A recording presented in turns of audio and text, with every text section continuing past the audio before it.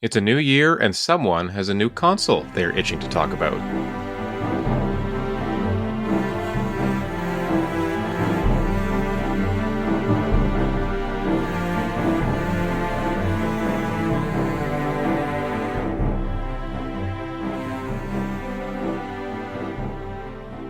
Welcome to The Thirsty Mage, the RPG podcast that never shies away from an opportunity to discover more cool video games. This week, we're all about Xbox as we trawl the Game Pass oceans in search of buried treasure. Joining me this episode is a man who's been trawling used video game stores for his own buried retro treasure. It's David Lloyd. Yes, it's been a retro Christmas for me. If I'm not deep diving on digital storefronts, I'm going through all of the old cartridges, old boxes of any retro store that I happen to be within a 30-kilometer radius of. My favorite thing is that you're kind of bringing us Game Boy titles in particular, and I'm like, oh, this is a perfect opportunity. If I have the cartridge, I can throw it in my Game Boy Pocket, Analog Pocket. Jeez, I wish I had a Game Boy Pocket. But yeah, it's been fun to see which cartridges you pick up, or you make a trip to the used video game store and you do have something cool to show us, whether it's a game we've played before or not. And that was kind of, I think, one of the reasons why we did the Minish Cap episode, right? Is this this is an opportunity for us to go back to some old games once you find the physical copies that you've been collecting. Yeah, I had a good chuckle about Golden Sun being added to NSO. That's right. Yes. Because it must have been a couple years ago at this point. I've had a Golden Sun GBA cartridge just kicking around the house for forever. I probably played 30 minutes of it and then got distracted by something else and forgot I owned it. Yeah. And now that I've been on my GBA kick, I've got it out. I haven't played it yet because I'm still playing through Fire Red and hoping to finish that soon. And then, but I don't know. It might be something that comes up soon. I might have to give it a go.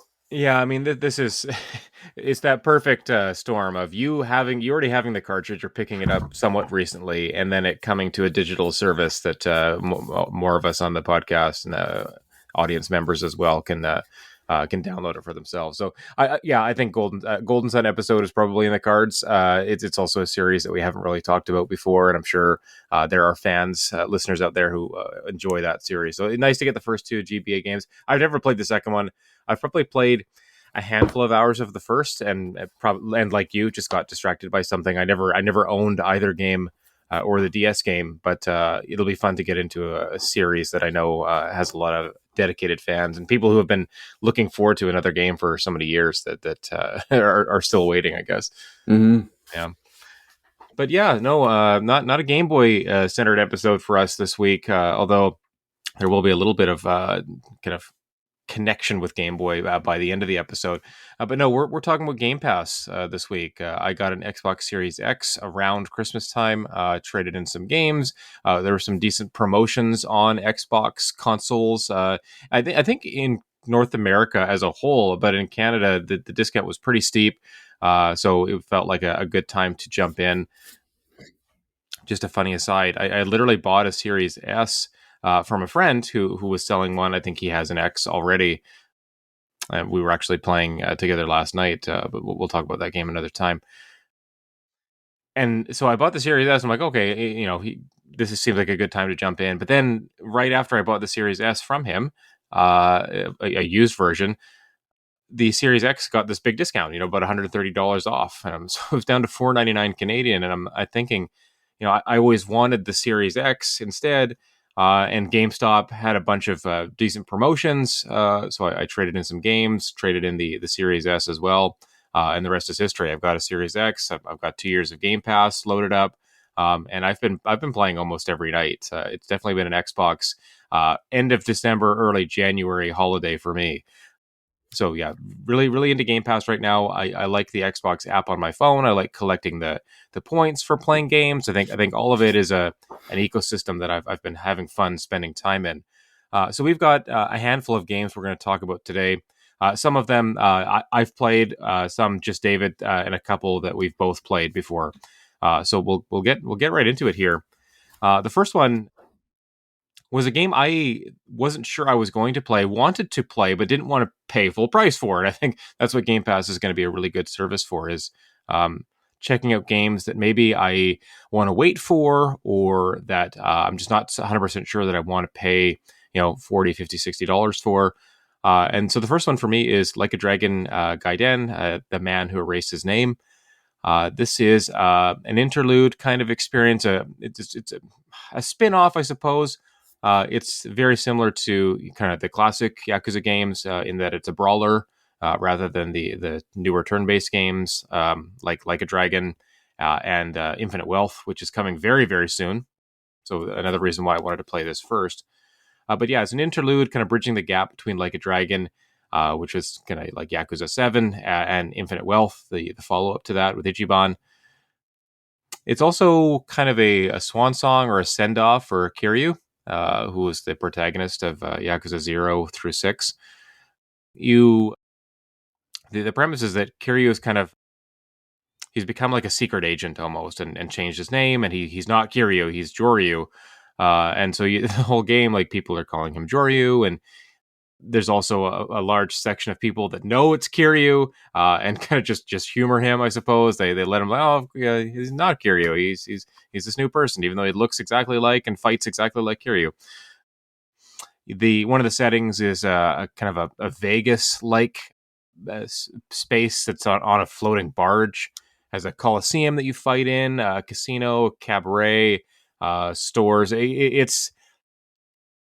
It's kind of the central hub where no, I wouldn't say the central hub, but it's a main area where you spend about 30% of the game. There's a lot of going back and forth between the kind of Japanese neighborhood and then this barge.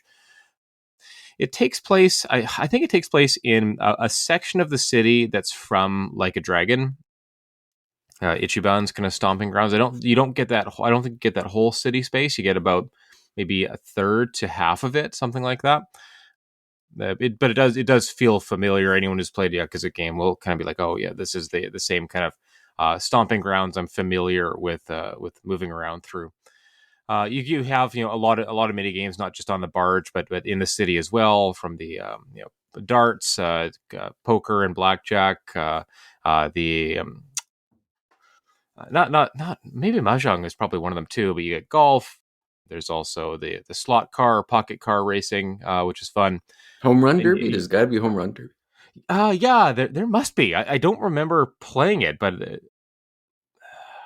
I Or know the I did the batting golf. cages, I guess it'd be. But Yeah, yeah, I don't know if I'm not 100% sure the batting cages are there. They might be, but that's one mini game that the game doesn't directly lead you through.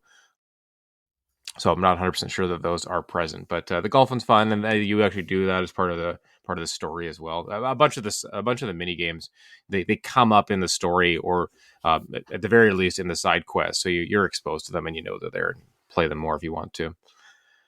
This one, rather than some more extended side quests, it features a lot of smaller tasks to do. Some of them are part of kind of the main story, almost feeling a little bit like padding, but they're so quick that it doesn't really matter. There's a girl you kind of work for that, and I'm blanking on her name right now, but she kind of like, she has like this little agency, kind of helping homeless people, helping the people in the neighborhood, and so a lot of the game is kind of doing tasks for her and kind of building up her reputation.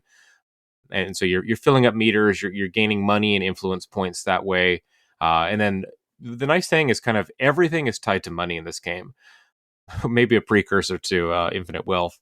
That all of your stat bumps, your unlocking moves, kind of all the improvements that you're doing to Joryu have to do with spending money. So it's nice. It's kind of simplified that you're not worried about like unlocking points and different types of currency, I suppose, to unlock your moves. It's basically everything is tied to money. So you fight guys on the street, you're getting money. You complete a task, you're getting money. Maybe you're getting items sometimes too, but everything you do is to earn money, earn currency, and then spend that on improving your character.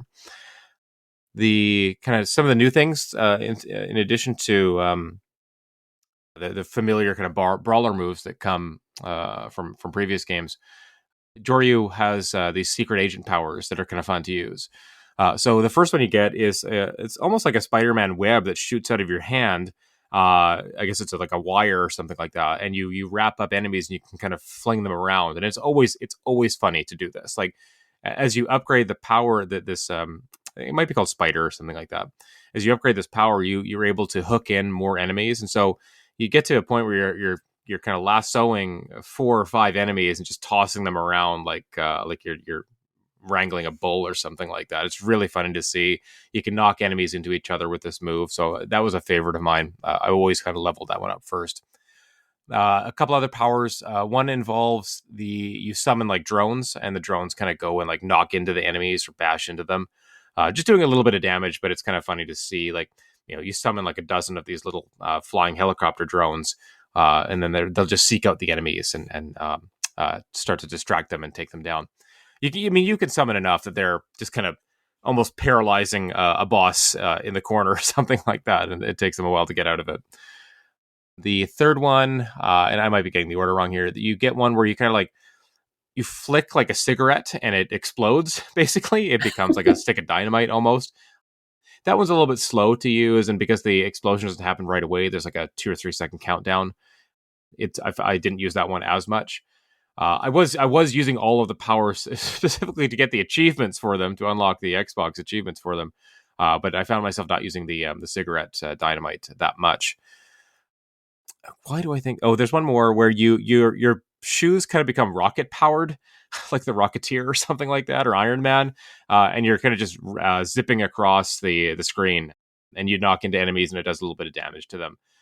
I found that it's hard to control. Like you kind of blast off pretty fast, and you're zipping around so quickly that it's hard to direct Joryu at the enemies.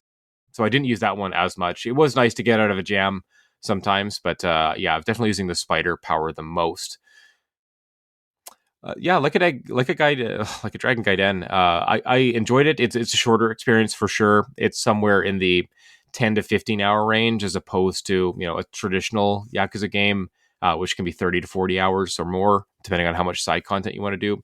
I did a lot of the extra stuff. I did a lot of there's these tasks you're doing for people in the neighborhood. There's a few more involved ones, longer kind of side quests that I did as well. They're all fun to do and never take too much of an investment to accomplish. I liked the characters. I played for the first time. I played with the English dub, and you know what? It's not great, but I thought it was kind of a nice way to change up the experience a little bit. So I'd say if you've never tried playing any of these games with a dub, I don't know how many of them have actually had one. It was a nice kind of change of pace to hear the English voices and not just reading the subtitles. Definitely not the way you want to experience most of these games, I think, but it was again nice change of pace for someone who's played a lot of these games. It's definitely gotten me ready for Infinite Wealth. There are some kind of I won't spoil them, but there are some kind of late game connections that make it very obvious how the two games are linked, and kind of foreshadow a little bit about what Infinite Wealth is going to look like. Finally, like a Dragon Gaiden also has a demo for Infinite Wealth. I think it might have been that you have to play the game to unlock it. I think you can just unlock it anyways. Don't quote me on that. So I did unlock it at some point, but I decided not to play it just because we were so close to Infinite Wealth anyways that I was like, I don't really need a demo for that experience. I'm already committed to it. I'm going to play it at launch, and so I'm just excited for Infinite Wealth to come out. But yeah, that's like a Dragon Gaiden, the very first game that I downloaded on Game Pass, the first one I played through, and a very welcome. I didn't. I knew some of the Yakuza games were on Game Pass. I didn't realize Gaiden was going to be there day one, so that was really cool. Again, it came out in November, so pretty recent game, and happy to have finished it on Game Pass. Yeah, I'm really happy with this like Sega Atlas partnership that seems to be going on. There a lot of some of these older games, like you said, the Yakuza's on there. Personas are leaving, so if you want to get in on that, better get it there quick. But this seems like the perfect game to be on Game Pass too. Like you said, like a short experience. It will give people the ability to do that. Like you said, the it might entice people to buy Infinite Wealth on That's Xbox. what I was thinking too. I'm like, I'm finishing this. I'm like, oh, they're not going to give you Infinite Wealth because I was hoping that was going to be on Game Pass too, but no, they give you the kind of the game just before it that's meant to kind of whet everybody's appetite for the new one coming. Yeah, well, and then on top of that, like the first Ichiban, like Yakuza 7, I guess, is on Game Pass as right now as well. That's right. So Yeah. Yeah. again, another like you've got like kind of like the games that you be maybe replaying right before Infinite Wealth. So they're positioning themselves well, and then even like a Dragon Ishin is on Game Pass too. Like it's and that's not that old. That's only a few months, right? Like Yeah, that came out I want to say 6 months ago early or something. 2023, maybe, right? Like that was Yeah, another game that I'd wanted to play. Like it was, man, I love all these Yakuza games coming out, and I get want to do these spin-offs and smaller games maybe to fill any gaps that exist because it's been a couple years since the first Like a Dragon game. So, yeah, seeing all these games on Game Pass is awesome. I downloaded Ishin. I may play it, but obviously that'll probably be an if at all an end of 2024 kind of but thing. like Infinite Wealth. if you wanted to run the gambit, they're all there. Like Yakuza Exactly. Zero, Yeah. Kiwami 2, 3 remastered, 4 remastered, 5 remastered, I mean, 6. Zero is a must play. Like, I mean, we Yeah. we played that. We did an episode on that. Like that's an excellent game. A great place to start with the series, and then if you get into it, they're all there, which is fantastic. Yeah, I kind of I wish. Well, I've already paid for them at this point, so I guess it doesn't matter. But like Judgment and Lost Judgment, or I wish. Like I don't know why they're not on Game Pass. Like maybe I would have thought Judgment was old enough that that would have ended up on Game Pass. But Yeah. Yeah, those are the that two is that don't it's seem to be surprising like. that those haven't made their way over because they're so similar, and I don't know that there's another one coming. Maybe there is, but maybe it's just a timing thing, or maybe those are they didn't want to dump so many kind of games of the same style all at once, so maybe those will be 2024 editions. It wouldn't surprise me in the least if those get added this year. Yeah, maybe they wanted to keep some in the pocket or in their back pocket or something. Yeah, they can't put absolutely every single Atlas game on Game Pass all at once. You gotta drip feed a little bit. Yeah, which is Yeah, unfortunate because I take it. yeah, that's right. Do you want to do the next one, Yeah. David? And I'll just say one last. Soul Hackers 2 is another Atlas game that's on Mm. Game Pass that I keep telling myself I need to play it, but then just not find the time. So If you want to play it, let me know because I every time I scroll through the shop, I'm like, I should just download this and I try know, it right? at least. Yeah, Every single time I see it, I'm like, oh, maybe. So let me know. maybe we should make that one of our 5 hour games. Yeah, You know? that sounds like a really good candidate for that. Maybe we will. Yeah, sure. I'll skip ahead to the game I played on X Pass. Game Pass. Cassette Beasts. So this was I didn't even realize at the time that it was a Raw Fury game. Hmm. I just knew it was basically it was kind of like a Pokemon like it takes kind of that idea of collecting monsters and fighting.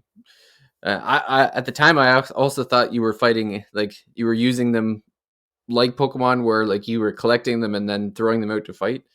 But it not exactly like that, which I'll get into in a minute. But Cassette Beast came out in May of 2023, end of May, and so I just wanted to kind of preface this with you might only have a few months because some of the non Xbox games seem to only be there for about a year. So it's possible that this game will come off in May of this year if you're looking to play it. But yeah, basically, it's the premise of the game is that this character winds up on an island, like kind of wakes up almost Link's Awakening style, where you just wake up on the beach and not knowing how you got there, and then you kind of stumble towards the one town on this island where it's explained to the character, the main protagonist, that yeah, we're just here and we don't know why, and there's no way to get off as far as we know, and so the people there have just kind of accepted it and trying to do the best they can with what they got. So there's this town that's kind of where the society's living and kind of trying to keep things as normal as possible, and then there's a bunch of characters that kind of go out in the wilderness or whatever, and look for supplies or try to just kind of keep the peace or whatever. If there's problems, they go out there to figure it out. But the way it differs from Pokemon is that everything is kind of in this 80s aesthetic where you're given like a Sony Walkman basically from the late 80s, early 90s, where uh, when you come across a monster, you can record them like kind of, cassette style where you hit the record button and you basically copy the monster and then you turn into the monster, and then you can kind of switch between different monsters that you have recorded on cassette tapes. So it's instead of Pokeballs, you got cassette tapes, and yeah, it's so there's a bit of that there in that kind of style of you come across the monsters, you fight them as a monster, and then you can either record them or well actually you have to defeat them. Like when you record them, you're not like capturing them like the Pokemon where the fight's over, you've got the Pokemon or whatever, like you still Yeah, have that to. was the first thing that kind of surprised me. Like I'm like, oh, I captured it, so the battle over, right? No, you still got to defeat them afterwards as Yeah. well. Yeah, so that was kind of funny. I mean, early on, you have a companion that's kind of showing you the ropes. So you're fighting. There's like two characters that you fight, and then sometimes like you'll walk into fights where maybe there's one, maybe there's two or three uh, enemies to dispatch or whatever. And it's also different. The battle style is different, where you have to use AP for your moves. So you'll have like your regular attack that doesn't need to use any AP, and you start the battle off with 2 AP. And then if you use that one, then you get another an AP is added to your stock, I guess, when your turn comes back around. So now you have 3. So there's depending on the move, it'll utilize this AP, and so you kind of got to strategize around that, I guess. Which I don't know. Like I guess it's not. I played games where it's been that battle system and I enjoyed it. Things like that come to mind as like what is the where madness lie when madness lies dev. Oh, Cosmic Star Heroine Zebwood was like, Games. yeah, they used like an AP style, Yeah, which I don't mind, but I wasn't really getting into the like I don't know, I wasn't feeling it in this game, like the AP style battle system. It was a little odd to me. it's odd. I think it's odd in a Pokemon game, and I don't think that's just because we're familiar with the Pokemon battle system. Yeah. It's just kind of weird that the characters like you see all the moves, but you might have to wait for some of your stronger moves to be available. It did feel a little bit odd, I I suppose. think that's the difference too in like Cosmic Star Heroine, where like there is AP that you have to use and that sort of thing, but there's like 6 or 7 or 8 moves that you could use at any given time, depending on you know you have to recharge in that game to kind of use the move again. But But you never at the beginning of the fight, you're not restricted from using any moves. Like you kind of just yeah, maybe you choose like a lighter one or a stronger one, but I think you have enough AP to use all of your moves at the start. But this one's different. You start with 2, and if some of yours use 3 or more, then you can't use those right away. You do have to wait for them. So not being able to use all of your moves from the jump is a little bit, maybe that's what is a little bit weird or off-putting here. yeah, it's a little restrictive. Maybe it Mhm. even makes the battles a little longer Yeah, yeah. than they should be because That was one I of know. my complaints. I Yeah, only played about an hour of this game, but I did notice like fights with like kind of basic enemies or just the basic monsters you could run into. I'm like, this is taking 4 or 5 turns. I'm like, with 2 characters on my team, it just seemed weird for the to be a yeah. little bit more lengthy. Like at the beginning of the game, like it really shouldn't be taking more than like 2 or 3 at tops, No, no, yeah. and yeah, like you said, it shouldn't be restricting you to like basic attacks and for a couple turns, and then you get to use your big one. Not like it Mhm. just, I don't know, it seemed a little padded to me, but yeah. And then so the art graphics wasn't exactly my cup of tea either. I would almost call it like a what would you even call it? It was like a Minecrafty style pixel. Yeah, it's almost like I'm thinking some of the original Pokemon games. Like, let's think about maybe like a Heart Gold, Soul Silver, or like Diamond and Pearl, like that kind of style. But then 2.5D or like a pseudo 3D. It's weird. Like it's a weird kind of isometric almost perspective. Yeah, I it haven't really reminds seen it me. before. my like almost Minecraft Legends. Have you played that? Or I think Yeah, it's we have Legends. my son and I do we got Yeah, he got that for Christmas, so we just started that one. But yeah, I that it's there for sure. but It's like even that that one. one looks better than this one because Yes, yes, I agree. it's like it's kind of like a hand drawn, I guess, like a hand drawn kind of boxy Minecraft look. Hmm. It's really, I don't know. It wasn't my cup of tea. I wouldn't say it's bad because I'm sure there's people out there that would enjoy it, but it's Yeah. just I don't know. It wasn't. I mean, it does remind a little bit of Pokemon, but it's also unique in the perspective that you have and just the way things are drawn. I suppose like it's Pokemon, but not, and that Yeah, kind of I guess works with the gameplay too. Like it's Pokemon, but not. yeah. And yeah, there's like rest spots where there's like a campfire where you can heal up. It's got this weird system where so when you're the monster has its own HP, but then when your monster's defeated, then your HP starts being depleted, Yeah, that's and right. that's when you lose. So it's a little different there. So yeah, like it's kind of this a strange game. It has those Pokemon vibes, but it does. I give it respect in the sense that it's trying to do different things so that it's Mhm. not just oh well here's a you know a Pokemon style game with a different cover or whatever or different look. It does try to differentiate itself, which is nice.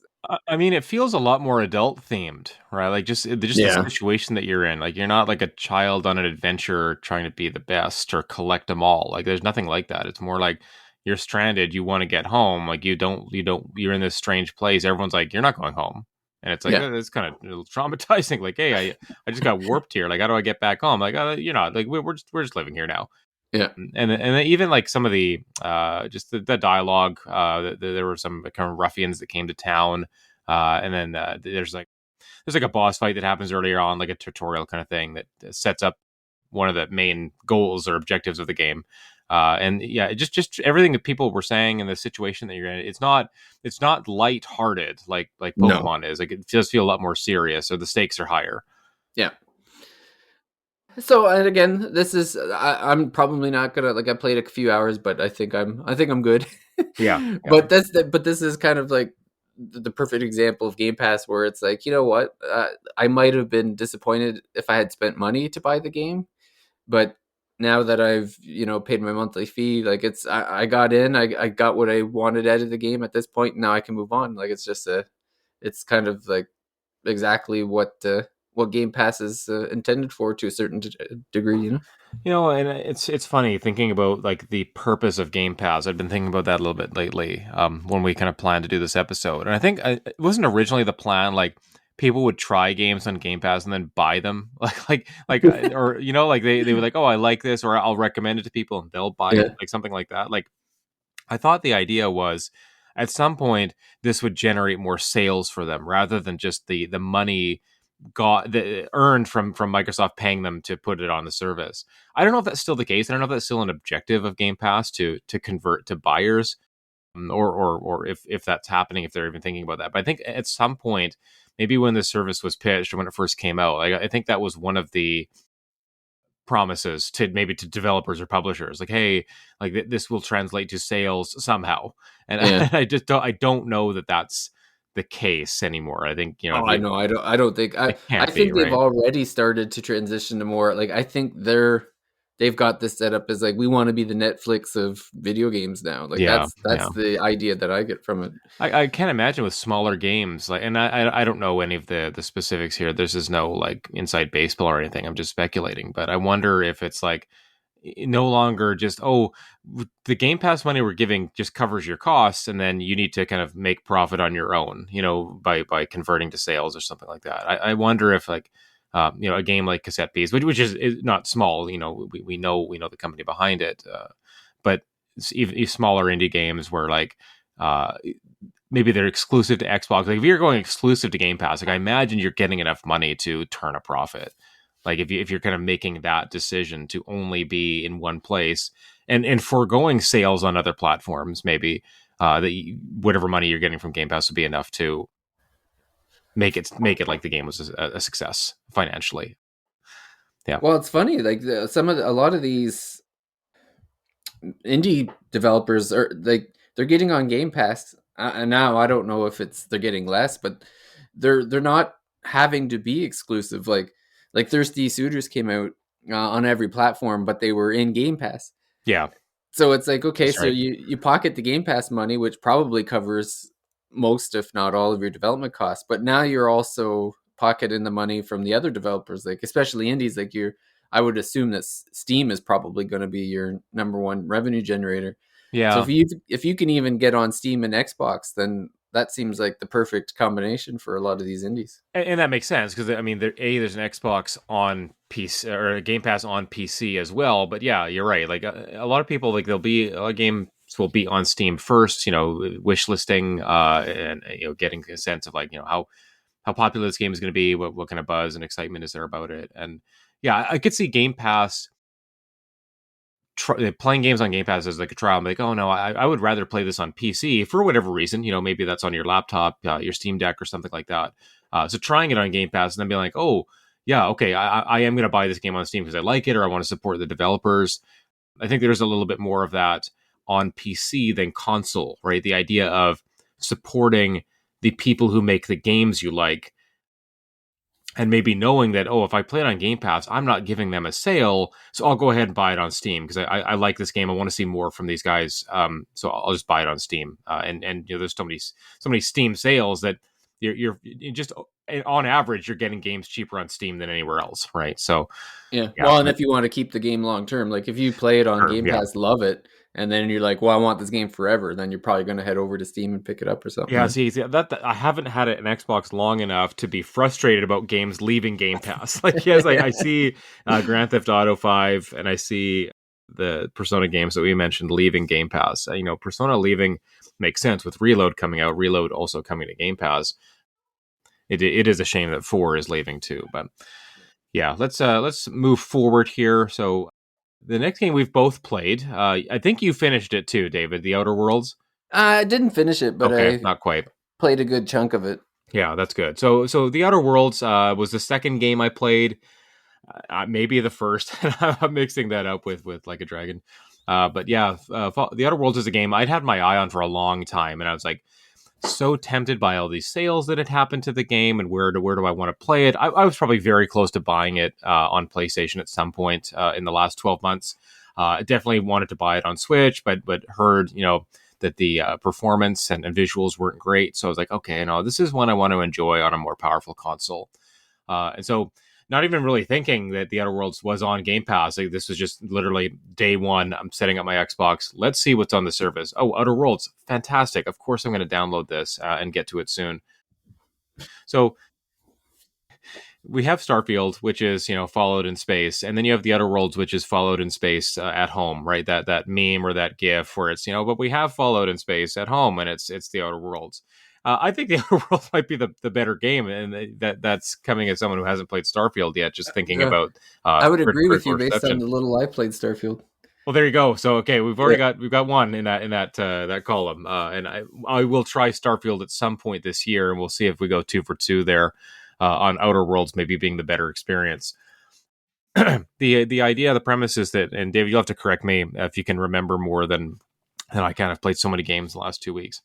The idea is that you're kind of a colonist who is frozen, like kind of cryogenically frozen in this big ship, and I can't remember the name of the ship, but this scientist, he revives you, or they didn't have a good process for reviving people after 10 or 20 plus years of being cryogenically frozen.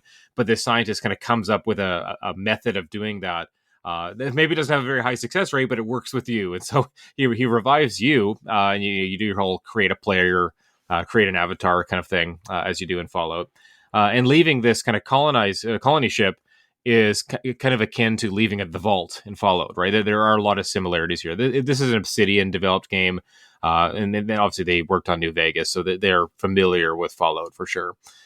But yeah, so you leave this colony ship and you're kind of like fish out of water a little bit.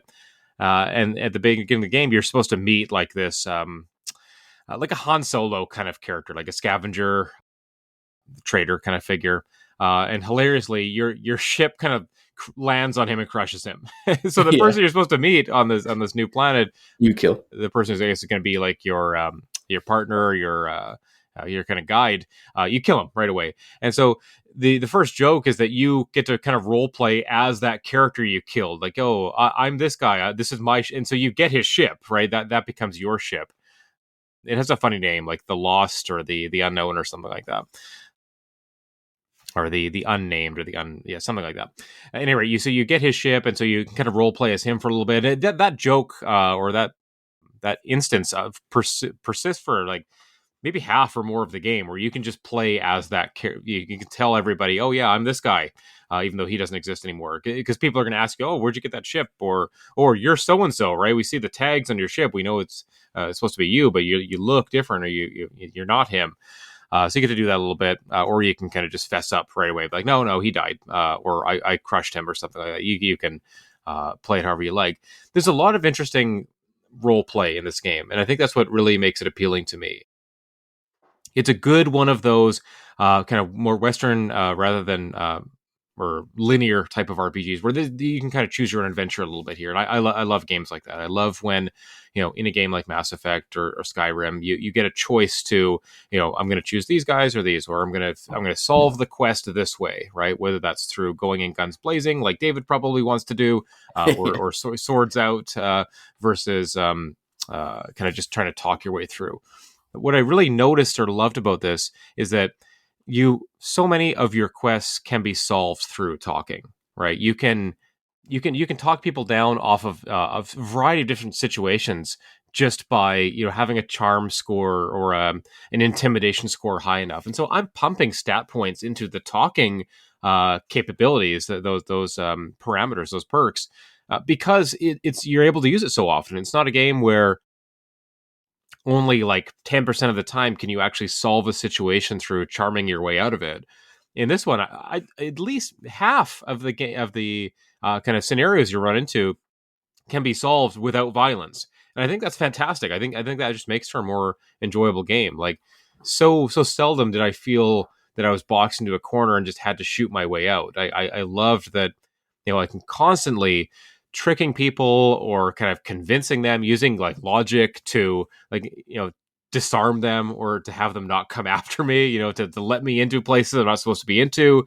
There were just so many situations where I'm making a compelling choice and being able to make it as a result of the talking the talking options, the dialogue options, as opposed to needing to collect something or kill somebody or go somewhere. So often I could just like chat people up and solve my problems that way. So I really like that element in particular. What about the Outer Worlds? Kind of stuck with you, David? Well, it's funny. I played the Outer Worlds in 2019 when it first came out. I got Game Pass for console, or not for console, for PC, and I got it to run on my PC. And yeah, it gave me those Fallout vibes right off the bat. I know one of the things that kind of annoyed me was that first of all, when you play a Fallout type game and you don't have the VAT system, it's kind of I was like disappointed. I'm like, oh, I gotta like just manage to do my own shooting here. It's not quite as fun as the VAT system, but I really was digging like you said, the whole. There was a very robust conversation system where it was like it seemed like, and you could pretty much talk with everybody. Like there was like when you crush that guy at the beginning, you're kind of outside of a town, and then you kind of go into town, and there's all kinds of things going on. Like I know, like you meet the mayor, and they're like, if I'm remembering correctly, there was like this thing between the mayor and this like I think it was like a place that was creating electricity or something, and they Yeah, were they're like a camp trying to be like self-sustaining, right? Like they don't yeah. want to. They're like the opposite of the. So you've got the corporate town, and then you've got like the.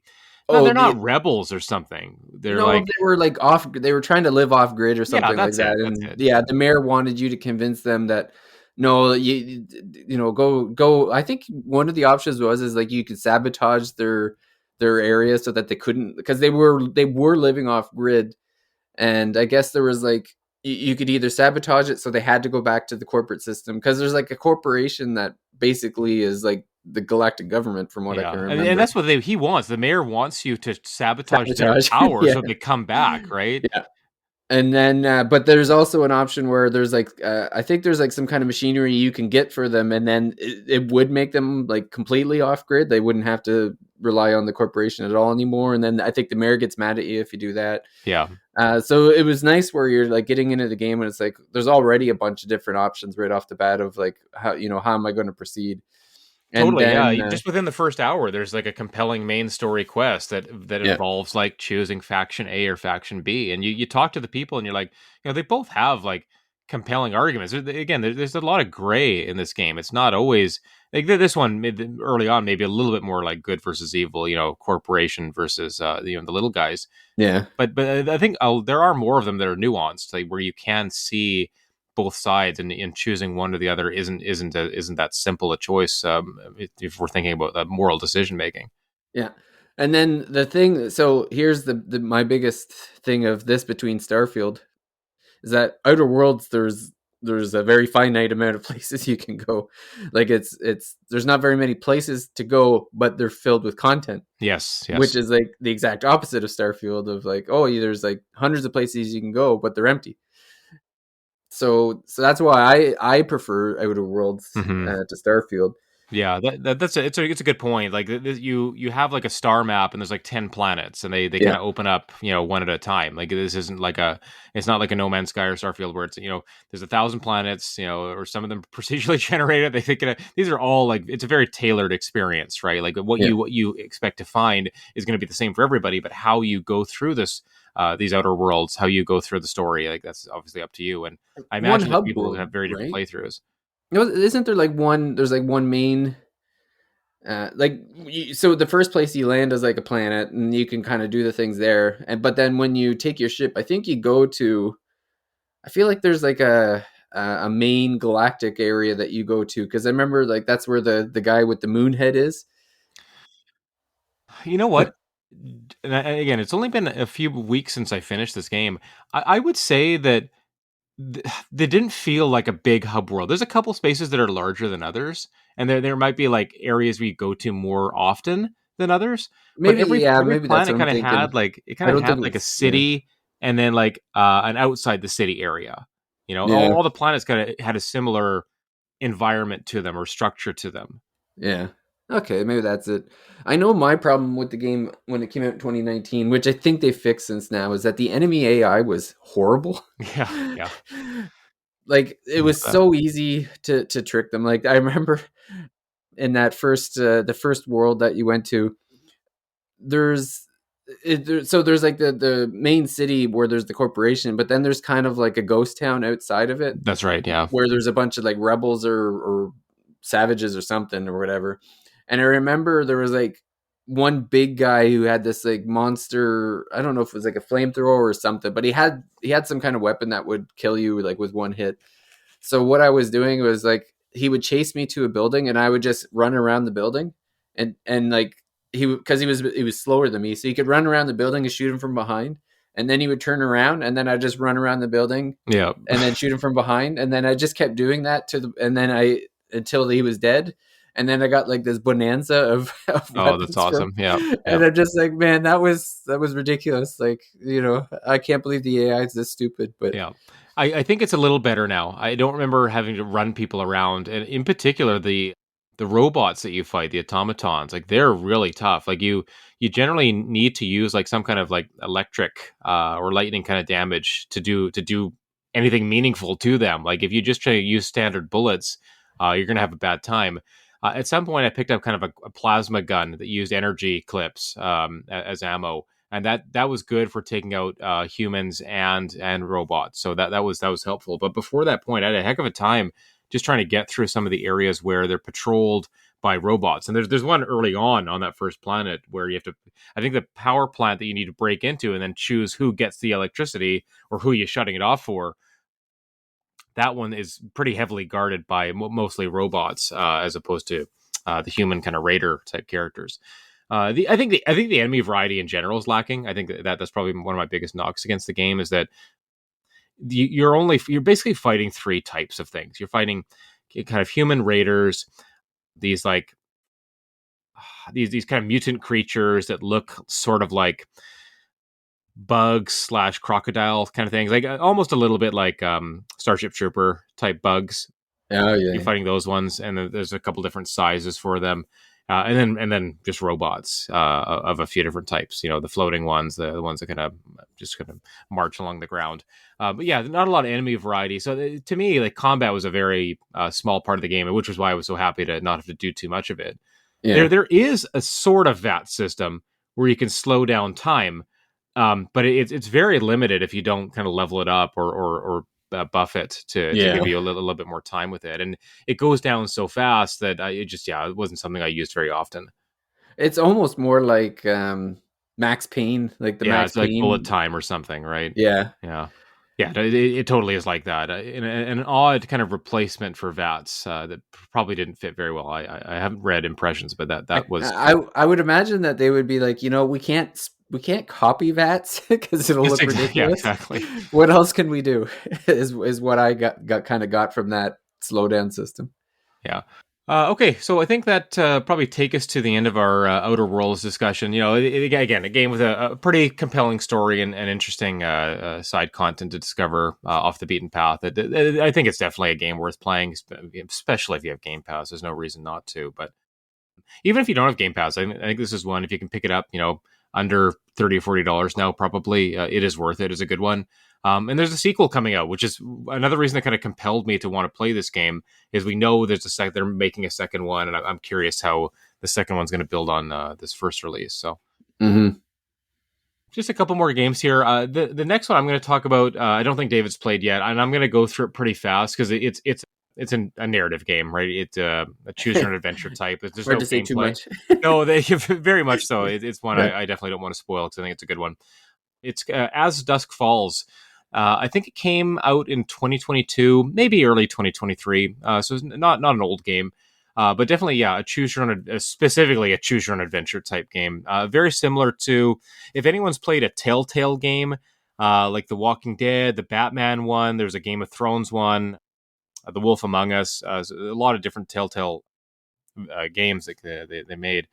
This is very much one of those, but it doesn't have the walking around kind of a point and click type adventure style gameplay. This is really you're kind of watching a story unfold. There's not a ton of animation to it either. It kind of has this stilted, like, not stop motion, but you see kind of frames of an action rather than an entire sequence kind of play out. It'll kind of play out with a character will be in one spot, then a couple seconds later they'll be a few steps ahead, and it kind of plays out like kind of almost like storyboarding or something like that, as if you were watching a making of documentary or Like the something. That Max Payne cutscenes. There you go. That's Okay, so two Max Payne another Max Payne references in one reference. Yeah, episode. and Who would yet have known? no Max Payne on Game Pass. I don't think, unfortunately. No. Maybe after this podcast. But yeah, the narrative is an interesting one. Basically, it starts off with you're this family, and you are driving from one place to another. You're kind of trying to relocate the family, and you stop at a motel after you have some car trouble. Someone kind of runs you off the road, and you need to get someone at the hotel to kind of tow your car back over there. You need a room for the night until you can get the car fixed. It's two parents, the grandfather and their young daughter.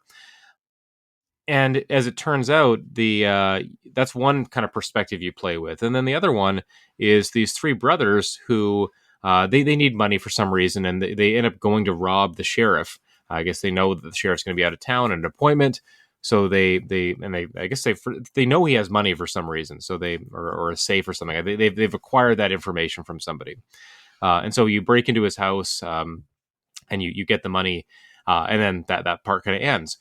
And then the two storylines kind of converge when, again, this is all very early on, first chapter kind of stuff.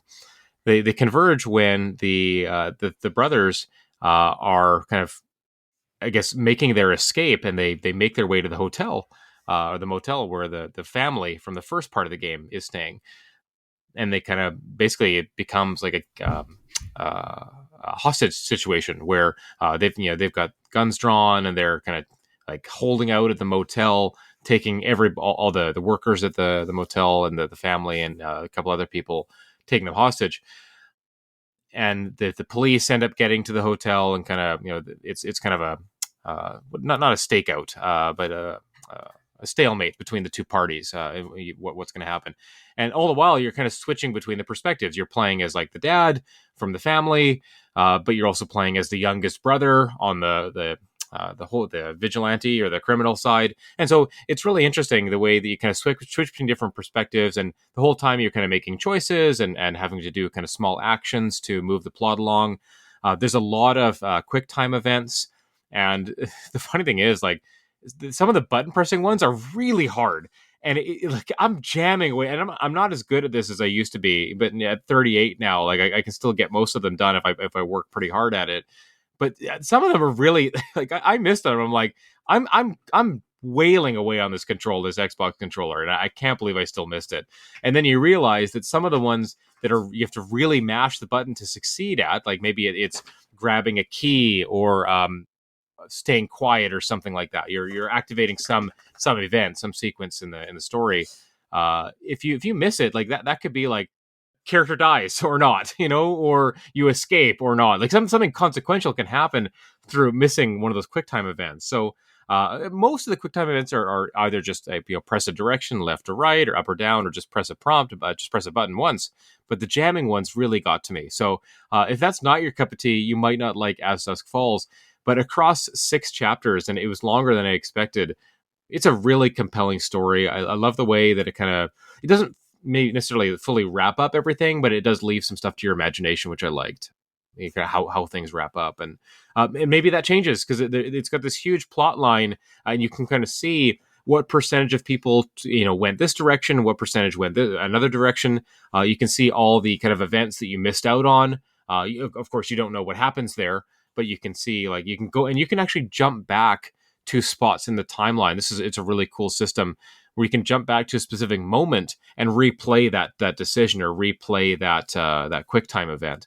So it was easy to see, like, oh, okay, I let this person get away. I'll just go back, I'll rewind it, and then make a different decision to keep them with me, or to tell the police about them, or something like that. So yeah, As Dusk Falls, I believe it's coming to other platforms this year or soon. It probably coming to Switch and PlayStation. I think it's Xbox PC exclusive right now. But it's a good one. If you like those kind of narrative heavy games with not a lot of gameplay, and just the kind of quick time events, I think it's a really good one, actually. And a nice palate cleanser between action games for me. Yeah, that one seems pretty good. I think I've downloaded it, but I haven't. Yeah, like I said, I haven't tried it yet. But yeah, it seems pretty neat. Yeah, it's well worth a playthrough. I think that from like the opening hour, I was already hooked on at least seeing the first chapter through. Each chapter takes about an hour to 2 hours, depending on how slowly you go through it. Or sometimes you can take a little bit longer with some of the choices. There is a lot of timed things where it does kind of force you to make a choice quicker. And obviously the quick time events are all timed as well. So, but it has a lot of replay value in that you can go back and unlock different endings for characters, and make different choices and see like how someone would react to a different tactic that you might take for the family or the criminals.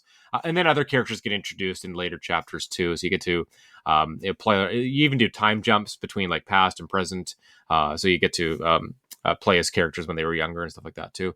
But yeah, just a really good game that went places that I wasn't expecting, and really got into it. So that's a clear recommendation for me, As Dusk Falls. Yeah. Did you ever play Man of Medan? A little bit, yeah. So those kind of, is it Supermassive that makes those horror games? No, it's well, the Man of Medan was made by Bandai Namco, Oh, really? Okay, maybe I'm but thinking of something else. it's or at I'm least thinking of the published by guys that did them. the cabin game with the teenagers, and they've done a bunch of those kind of choose your own adventure horror games since then. Is Man It of is Medan not Supermassive. super? The developer It's is got to be, right? Supermassive. Yeah, it is Supermassive. Yeah, They did all those kind of. They're all very similar, and we've liked a bunch of them that we've played. yeah, because that like Man of Medan sounds. There's more like it's not it's a choose your own adventure in the sense that like your actions change the story Yes, like yes, for sure. considerably, because you can get like a number of different things. But in Man of Medan, there's like you're actually walking around a That's ship, right. That's right. so that would be the main difference there. But it was just the that whole just that process of like, oh, the story, like, because there's quick time events in Man of Medan too, where it's like if Yes, you yes. don't do the quick time, then like your character could die. Yeah, and then Like you gotta that's play as a different character, right? yeah, Exactly. Yeah, no, yeah. we've played a bunch of those ones. I think the first one, gosh, what is it? Well, Oh, that's gonna bug there's me. one called Little Hope. Yeah.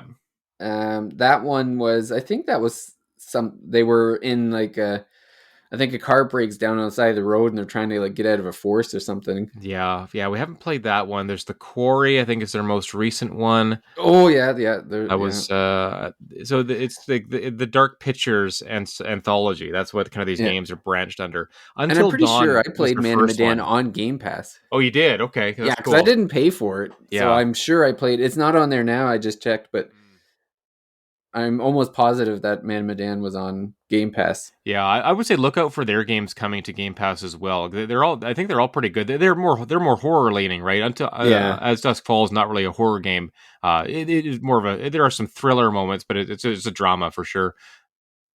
The Until Dawn is the first game I remember playing with of Supermassive. I don't know if that's their first game. I think it might have been PlayStation exclusive too. It's really good. We played that kind of. It's a perfect game to kind of get a group of friends together and all play it together, and make the yeah, choices together and stuff like that. We like that kind of experience.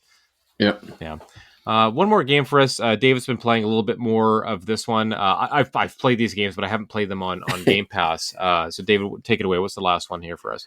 Yeah, well, it was mostly just to let people know that Ace Attorney, the original Ace Attorney trilogy, is available on Game Pass. This came, about, I think it was end of September Yeah, last year, it's recent. 2023, when it became. So I just wanted to point out that a lot of the times these games, like I said, they're on for a year.